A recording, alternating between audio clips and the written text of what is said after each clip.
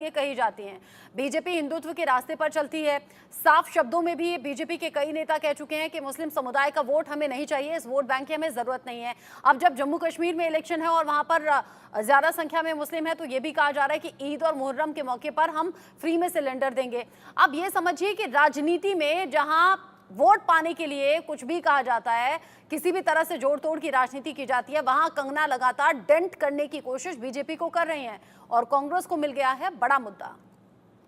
देखिए बिल्कुल साफ तौर पे राजनीति में टाइमिंग की बहुत बड़ी जो है बात होती है और हम लगातार देखते हैं टाइमिंग की जो बड़ी स्ट्रैटेजी है वो हर पार्टी अपनाती है। बीजेपी एक और ये भी कहती है कि उनको हिंदुओं का वोट चाहिए, मुसलमानों का वोट नहीं चाहिए। लगातार अगर हम देखें तो उत्तर प्रदेश में जो योगी आदित्यनाथ जो मुख्यमंत्री हैं वो भी कई बार ऐसे बयान दे चुके हैं। वो कहते हैं कि बटोगे तो कटोगे नहीं और साथ में रहोगे तो सुखी रहोगे। और कहीं ना कहीं अगर देखा जाए तो हरियाणा का चुनाव भी नजदीक है। बीजेपी को पता है कि किसी भी तरह के बयान अगर आते हैं तो उससे पार्टी को नुकसान हो सकता है। और आपने जम्मू कश्मीर का भी जिक्र किया।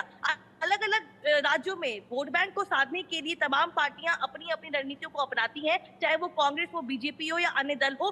तमाम जो मतदाता है उनको लुभाने की कोशिश की जाती है। लेकिन कंगना रनावत की बात करें तो लगातार वो अपनी पार्टी के खिलाफ एक अलग लाइन पे चलती हुई नजर आ रही है। और ये पहली बार नहीं है, ये तीसरी बार ऐसा बयान है जो कंगना ने दिया है और पार्टी ने कहीं ना कहीं उनके बयानों से अपने आप को किनारा किया है। हर पार्टी में ऐसा होता है, लेकिन चुनावी माहौल में जब बिल्कुल पीक पे चुनाव आ गया, इस तरह के बयान बीजेपी जानती है कि ग्राउंड पे इसका नुकसान जो है बीजेपी को मिल सकता है। और इससे पहले भी कंगना ने जब बयान दिए किसानों को लेकर तो बीजेपी ने अपने उनके बयानों से किनारा किया। लेकिन इन तमाम बयानों के बीच में जो विपक्षी दल है, खास तौर पे कांग्रेस पार्टी जो है, जो कि चुनाव लड़ रही है और ये जानती है कि हरियाणा में माहौल है। कांग्रेस बार बार दावा करती है कि हरियाणा में सरकार बन सकती है कांग्रेस की, और बन रही है। उसी मौके का फायदा उठाते हुए अब कंगना के बयानों पर कांग्रेस पार्टी जो है वो बीजेपी को आड़े हाथ लेती हुई नजर आ रही है। और ये सवाल भी खड़े किए जा रहे हैं कि कंगना जो कि लोकसभा की सांसद है बीजेपी की, वो इस तरह के बयान देती हैं तो उसके पीछे मंशा क्या है? क्या बीजेपी इस तरह के बयानों को कहलवाती है या ये टैक्टिक पॉलिटिक्स जो है वो की जा रही है? और कांग्रेस पार्टी की ओर से तमाम जो नेता है वो अब सवाल भी खड़े कर रहे हैं और खासतौर पे कंगना के जरिए प्रधानमंत्री नरेंद्र मोदी और गृह मंत्री अमित शाह को भी टारगेट किया जा रहा है। आज बल्कि कांग्रेस पार्टी के जो नेता है शक्ति सिंह गोयल, जो कि गुजरात के इंचार्ज है, गुजरात के अध्यक्ष है, बल्कि उन्होंने भी ये मांग करी है कि कंगना रनौत को जो है बीजेपी को निष्कासित करना चाहिए। वो बार बार इस तरह के बयान देती हैं। अगर बीजेपी उन पे कोई कड़ी कार्रवाई नहीं करती है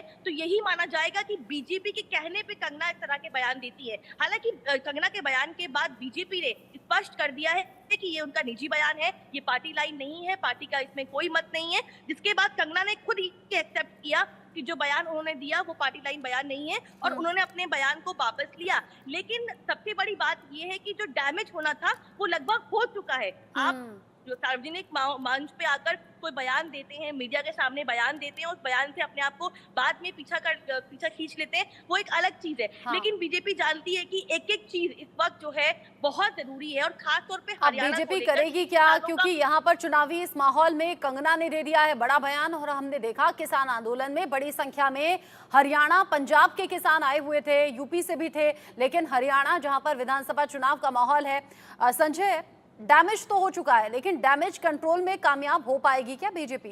क्योंकि बयान बड़ा है, किसानों के सीधा दिल तक पहुंचा है और हाँ, हर्ट भी हुआ है। बिल्कुल, हरियाणा विधानसभा चुनाव में बीजेपी इस मुद्दे को चाहती थी कि लोग याद न करें, किसान आंदोलन को याद न करें, किसान आंदोलन की कोई याद भी न दिलाए। लेकिन कंगना रनौत ने जिस तरीके से खुद ने बयान दे दिया इस तरह का, तो ये मौका जरूर मिल गया है लोगों को, किसानों को और अपोजिशन पार्टी को किसान आंदोलन की याद दिलाने का। तो अब विपक्षी पार्टियां किसान आंदोलन की याद दिलाएंगी और बीजेपी के लिए इस मुद्दे का सामना करना असहज स्थिति पैदा करेगा, उनके लिए कठिन स्थिति पैदा करेगा। देखना पड़ेगा बीजेपी इसको किस तरह से काउंटर करती है, क्योंकि जिस तरीके से बीजेपी कह रही है कि कंगना रनौत का निजी बयान है, इसमें पार्टी का कोई लेना देना नहीं है और ना ही मोदी सरकार तीनों कृषि कानूनों को वापस लाने की कोई बात कर रही है। लेकिन उसके बावजूद बयान का नुकसान हो चुका है। बीजेपी इसके लिए डैमेज कंट्रोल कर रही है।